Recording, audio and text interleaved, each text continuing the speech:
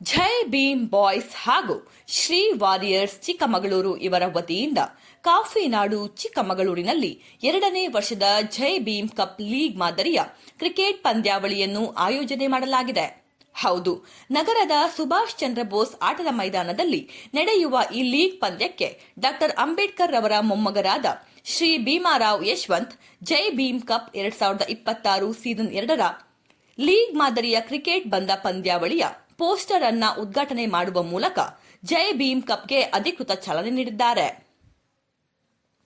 ಇನ್ನು ಈ ಕ್ರಿಕೆಟ್ ಪಂದ್ಯಾವಳಿಯು ಅಂಬೇಡ್ಕರ್ ಅವರ ಜನ್ಮದಿನಾಚರಣೆ ಅಂಗವಾಗಿ ಏಪ್ರಿಲ್ 2026ರ 10, 11 ಮತ್ತು 12ನೇ ತಾರೀಕಿನಂದು ನಗರದಲ್ಲಿ ನಡೆಯಲಿದೆ ಎಂದು ವ್ಯವಸ್ಥಾಪಕರಾದ ಕಿರಣ್ ರವರು ತಿಳಿಸಿದ್ದಾರೆ.